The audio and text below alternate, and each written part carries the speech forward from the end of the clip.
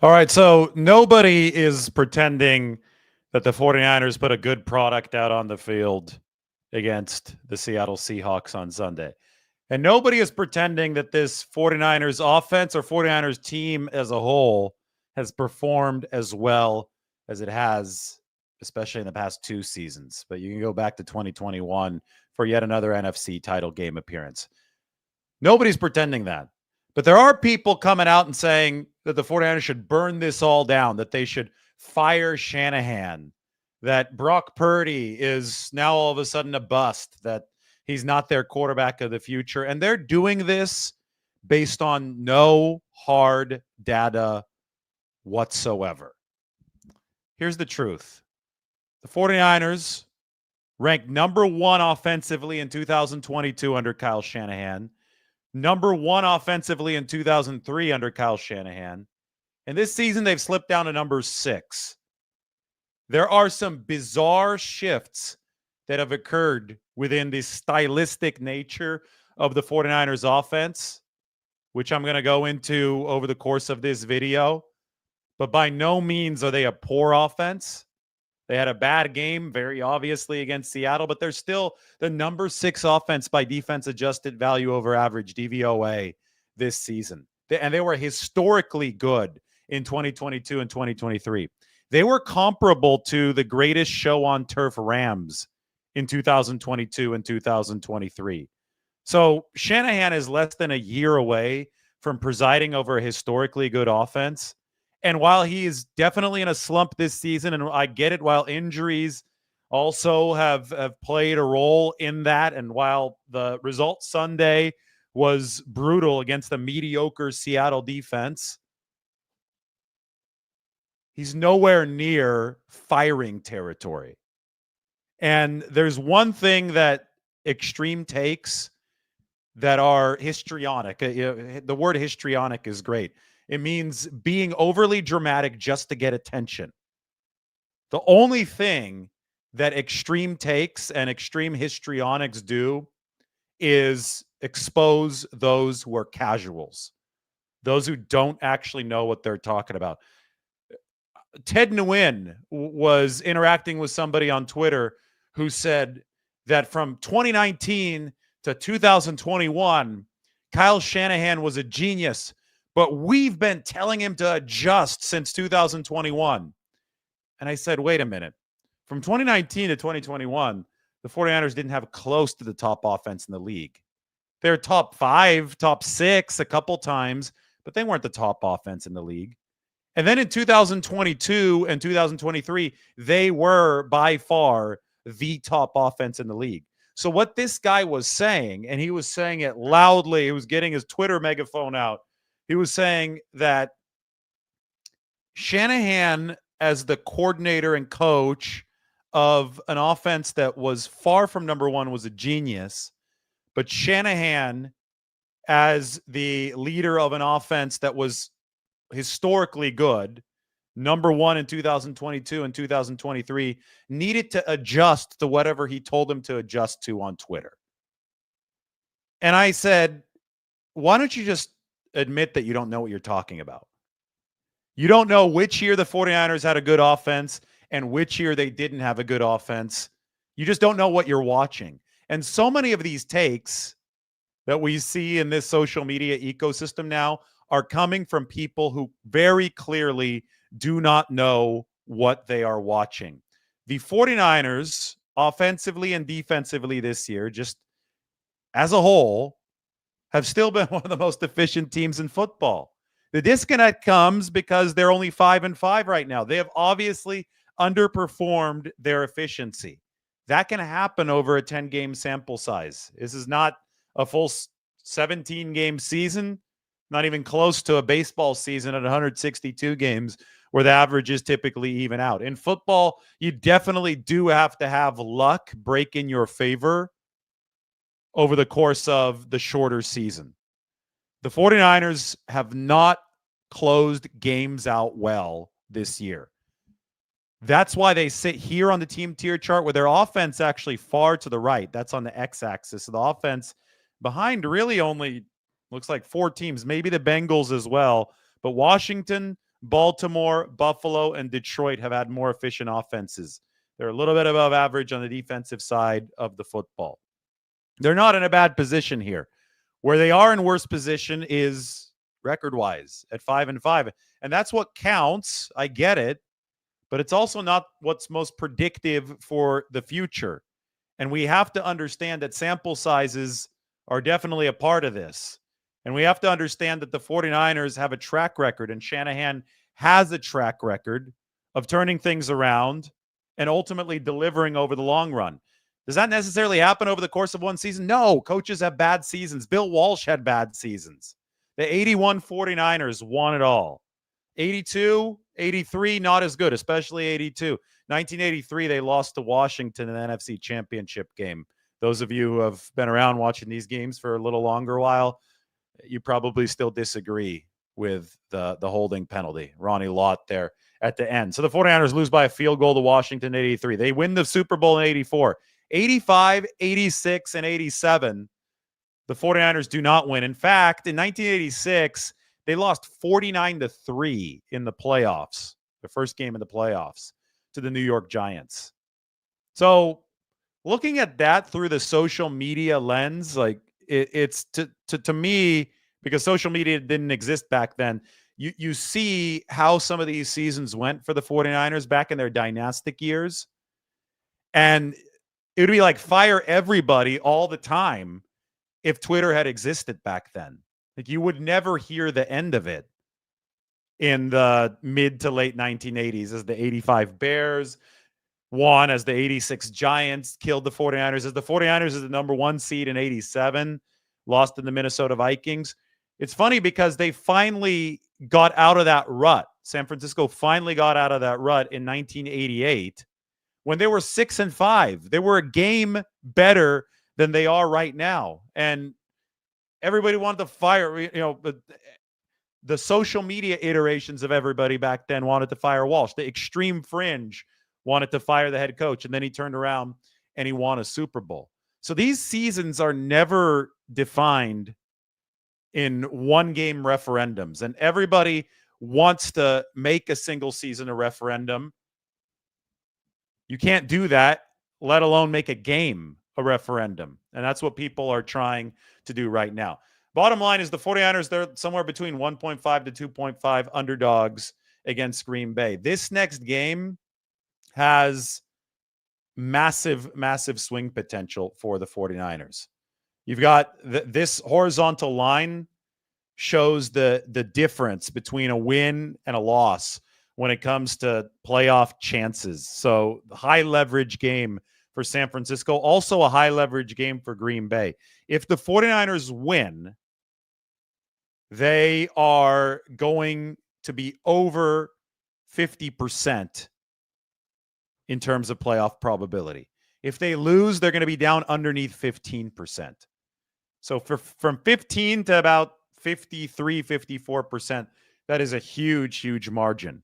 For the Packers, if they lose, 60% playoff probability. If they win, 90% playoff probability, which is also a huge, huge margin. Cardinals facing one this week as well, and they're the team that's atop the entire NFC West. So a massive game is coming up. When we talk about one-game referendums, this is as close to it as it's going to come when it does boil down to playoff chances.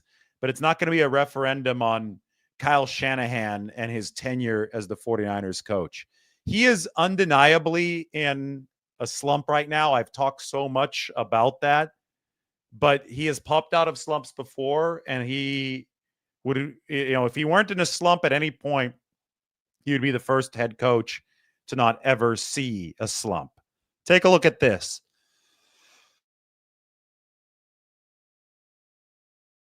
This is just one of the staggering stats surrounding the 49ers this year.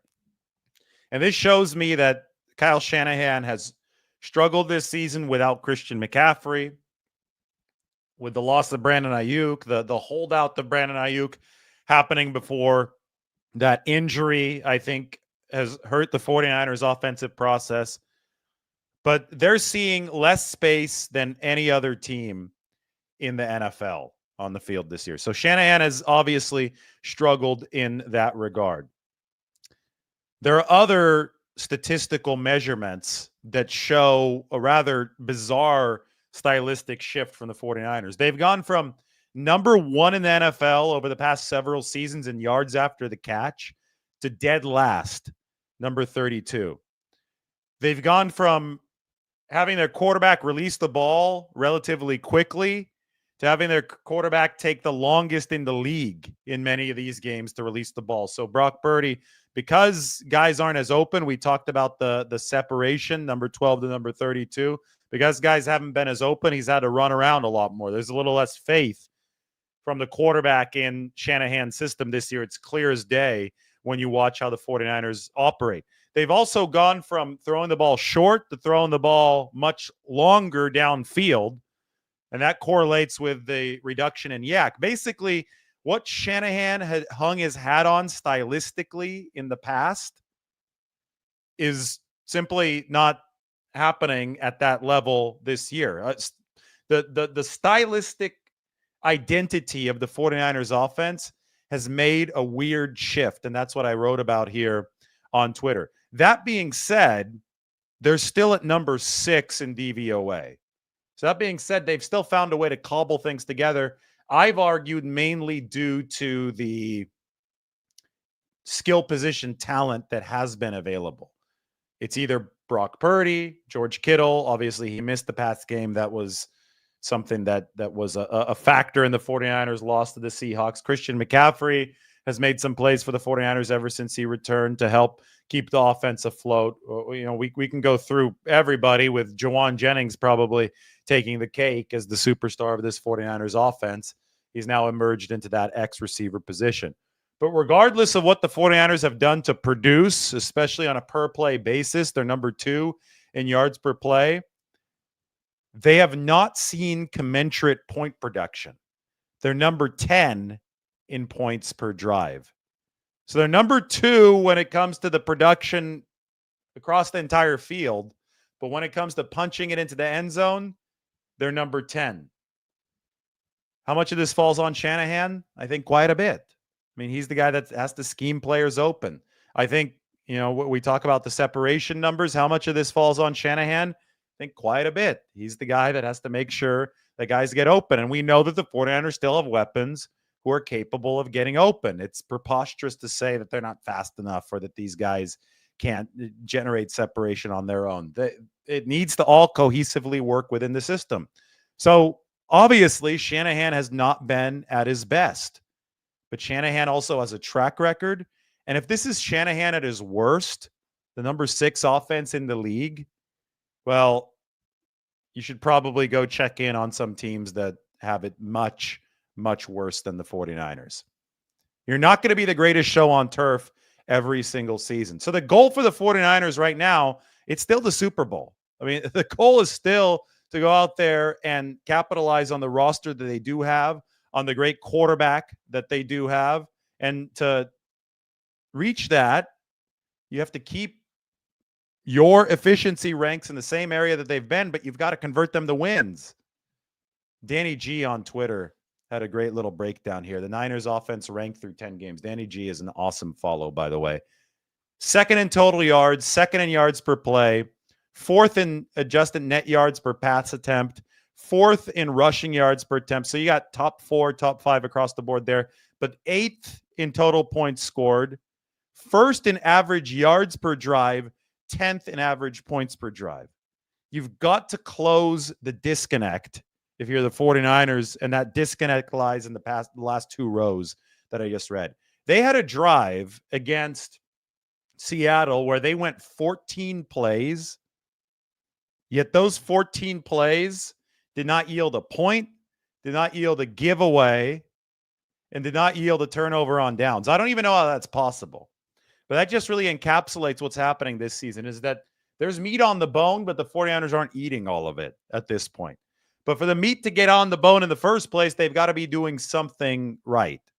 So Danny illustrated it really well there, and it's what I'm talking about in a lot of these other examples. The 49ers have to begin executing at the very fine points. And I think to do that, they've got to generate some more separation. They've got to manufacture it. I talked about that a little bit earlier today in terms of Kyle Shanahan maybe running some bunch formations, trying to get some guys more open than they have been. Purdy cannot be unsustainably throwing into the tightest of windows time and time again, because eventually it's going to turn into something that we saw against Seattle, but with regularity. When he forced that ball into Christian McCaffrey that popped up into the air, I think that was Witherspoon who popped it into the air, and then Hankins grabbed the interception. That's Brock Purdy having to recalibrate on the fly when guys aren't open. He's having to start considering guys who are fairly tightly covered as open because there is nobody running free. The easy gimme plays that give you chunk yardage that should make these drives ones where you can save your best bullets for last, those aren't there. So they're having to deliver their best bullets first. And that's becoming hugely problematic for the 49ers as games stretch out. It's been an issue over the past 2 weeks for San Francisco. There have been games where it hasn't been an issue, so there's definitely been inconsistency for the 49ers in that regard this year. But new, more creative ways to beat defensive coordinators to the punch from Kyle Shanahan, to open players up earlier in games for chunk plays that can get the 49ers offense rolling before they're sitting behind the 8 ball. That's what's going to help turn this around for the 49ers. And let's not get it twisted. Brock Purdy is still playing really, really good football. Sometimes I think people need the visual. Purdy, despite everything that has been stacked against the 49ers this year, from the injuries to Shanahan not being at his best, and one reason Shanahan hasn't been at his best is that the 49ers are getting the absolute best from every single defensive coordinator that they play. But, I mean, look to see where Purdy is here. You want to be in the upper right. This is PFF offensive grade on the x-axis, and then the expected points added, the efficiency on the y-axis. Purdy's in an enviable spot. I get it that last year he was probably way up here. I know the PFF grade didn't like him as much last year, so he was probably some kind of weird outlier way up here above Jared Goff, but that same kind of category according to this chart. This year he is in that cluster of quarterbacks who are delivering at the very highest level. And he's added the whole leg component. He probably has had to add that for the 49ers to be necessarily productive this year, with the separation not there, with the product not being as good offensively. So, you can't have it both ways. You can't say fire Kyle Shanahan and Brock Purdy isn't the future, yet still look down and see the 49ers offense at number 6 overall DVOA this season. Somebody's doing something right to get that ranking up to where it is. And I would argue that Brock Purdy and Juwan Jennings, those types of players right now, are carrying this team through a schematic rough patch that Kyle Shanahan absolutely must turn around. But I'm not going to treat this one season as a referendum. Definitely not going to treat single games as referendums. I'm going to look at this from a strategic perspective because I'm not a casual. And if I said fire Shanahan, well, then that would out me as a casual, somebody that doesn't know the game, doesn't know ball, doesn't understand that this is extremely complex. I'll let you chew on this for a bit. The 49ers special teams has been so bad this year that it's probably lost them, I would say, 2 games. So they're 5-5 right now, right? If the special teams is just average this year, you can make a compelling argument that the 49ers would be 7-3 with completely unchanged offensive and defensive performance.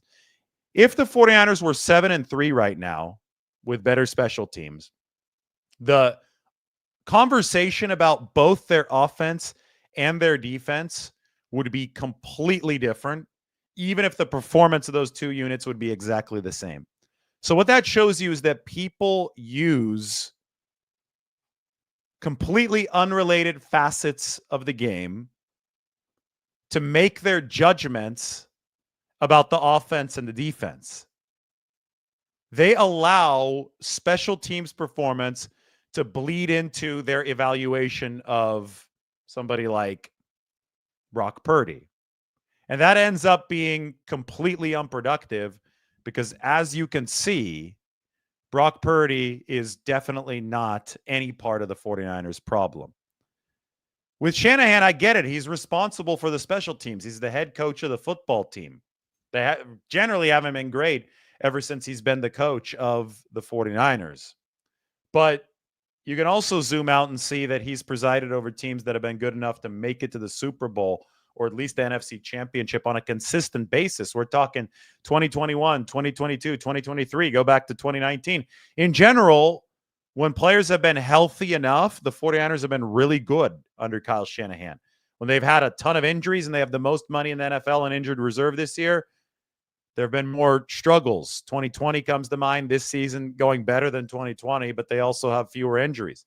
It's not shocking that a team with good players available tends to play better football. It's almost like those two things are correlated. I know that's shocking for some people to hear, but it is almost like good players and good football are correlated things. So you have to have those good players available in order to be the best possible football team. Let's take a first look at 49ers Packers. And for the 49ers to turn the page and face the Green Bay Packers. It's going to be much colder in Wisconsin than Santana Row, San Jose. I know I don't feature the South Bay as much, but have to do it here. The Christmas tree is already up. Do you think it's a little too early for Christmas trees? Margot definitely thinks it is. I'm ambivalent toward it all, but we're going to get our wintry weather in soon, covering the 49ers. With Green Bay and Buffalo coming up, the 49ers are actually going to travel back to the Bay Area since it's Thanksgiving. They're not doing a stayover, so this is, I think, the most challenging two-game stretch of the season. Packers number 8 overall DVOA. 49ers are number 6. Most teams with a DVOA in the top 10 have a winning record. But no, the 49ers are the exception. They haven't been able to finish these games. They've blown these leads. It's got to change, preferably now for San Francisco. How's it going to change? Well, Green Bay's got a good offense. They've been scoring points. They're number 3 offense DVOA, but they're down to number 16 defense. So the 49ers need a better showing from their offense. We did the Driving with David video a little bit earlier. You go check that out if you want to go into the breakdown of what I think the 49ers need to do after talking to some coaches. Separation, obviously, an issue. They've got to manufacture some of that. The run game and the pass game tie together. But I think the opportunity for San Francisco lies in their offense against Green Bay's defense, especially since I think the weather should be fairly clear in Green Bay. I mean, I know those are famous last words that could often be derailed, but I think that the 49ers should be able to operate offensively without blizzard impediments, as is sometimes the fear once it starts rolling around into this time of the year. Now, one thing that is always interesting to me about the Green Bay Packers is, and any team, you know, teams have certain MOs and certain things tend to remain true for longer periods of time. Remember when the 49ers went into Green Bay for the snow game in Green Bay a couple years ago, 2021 playoffs? 49ers had a bad special teams unit that year, but we said the Green Bay was even worse on special teams. Well, that's not quite the case this year. The 49ers might be the worst team in football on special teams, but the Packers are number 24 DVOA. So Green Bay's got a good offense. I mean, top 3 offense in DVOA. They've got a mediocre defense, and they have a bad special teams. And something like that can end up playing out pretty well for the 49ers, because you don't have a team that's going to kill you, theoretically, unless you really screw things up on the special teams aspect, and then you could play into the improvements that you need to make. I think we know that the 49ers offense has a lot more in the tank than they showed against Seattle. Finally, this is a Tom Brady game. Tom Brady's going to be calling this. Kevin Burkhardt, Aaron Andrews, Tom Rinaldi, so it's a big deal. 49ers have over a 50% chance to make the postseason if they win, and under a 20% chance, about 15% if they lose this game. So massive swing. Fox, I think, recognizes that this is a marquee game, not just the uniform matchup, but also the potential playoff implications. And we get to see the 49ers with their back up against the wall. Kyle Shanahan talking about how pissed off everybody was in the building. Well, we'll see if they can translate that anger into a win. We'll cover this very, very closely this week. One note for you, Jordan Love has already thrown 11 interceptions this year. I think the 49ers, it behooved them to take the ball away in Green Bay when they head to Lambeau Field, the land of the Lombardis, this week. 49ers need to make Santa Clara the land of the Lombardis again. There's 5 Lombardi trophies there, but I'm the only recent Lombardi that's been added into the mix at the 49ers facility covering the team. And I think that's where a lot of the frustration comes from. The 49ers haven't won a Super Bowl in 30 years, and there seems to be this attitude that the 49ers have a birthright to a Super Bowl that comes out of the 80s and the 90s, which, you know, it's hard to win in this league. So the 49ers were blessed in the 80s and 90s. The fans have been taught, or at least, you know, it's been demonstrated to fans that it is hard to win in this league at a time since the 49ers last won a trophy on January 29th, 1995. On top of that, they've gotten really, really close to winning Super Bowls in those 3 decades. So it's created this torture chamber. So I understand the frustration, but frustration should never turn into a knee-jerk reaction, especially several days after a loss. Like, it's now Tuesday. It's not like Sunday evening at this point when I get everybody's emotional, everybody's upset. It's Tuesday. You've had 48 hours to consider what happened in the game and look at the big picture. And there are teams that are much worse than 5-5 than the 49ers right now. They're the biggest underperformers at the top rung of efficiency, unquestionably. Other teams that are in the same DVOA range as the 49ers are like 7-3 or 8-2 right now. But that goes both ways. They've had to do enough good stuff to get to that DVOA rank. Now they need to bring up the rear and figure out a way to stop leaving so much food on the table. They have to start eating consistently, and they're going to have to start doing that against the Green Bay Packers coming up this weekend at Lambeau Field. This show is sponsored by Public Rec. Are you tired of squeezing into stiff dress pants at the holiday party? This season, unwrap the gift of comfort with the Game Changer pants from Public Rec. The office pants that look like Monday but feel like Sunday. Imagine clocking in while feeling as cozy as if you were still in bed sipping hot cocoa. With a soft hand feel and smooth drape, these pants are fan favorites for a reason. Whether you're closing deals in the boardroom, navigating holiday travel, or mingling at company parties, the Game Changers will keep you looking sharp and feeling great. Public Rec is the ultimate men's clothing brand for blending comfort and style seamlessly. And trust me, you won't be disappointed. Stay comfortable this holiday season without compromising style, because with Public Rec's Game Changer pants, you really can have it all. And for a limited time, our listeners get 20% off their entire order with code Lombardi at publicrec.com. That's 20% off with code Lombardi at publicrec.com. So stop suffering in regular pants and give the gift of comfort this holiday season. For a limited time only, our listeners do get that 20% off when you use that code Lombardi at checkout. That's 20% off with the code Lombardi at publicrec.com. After your purchase, they'll ask you where you heard about them. Please support our show and tell them we sent you. Give yourself or someone you love the gift of comfort this holiday. And give them the gift of perspective, too. You can see it here with what Brock Purdy has done so far this season. You can talk about it over the course of several seasons. The 49ers have done a lot of good things. We should be talking about strategy and how San Francisco can improve the biggest problem, which I think is separation offensively. That's what we should be doing. Here's another Purdy chart for you. He's also in the top right of this one. Also solid.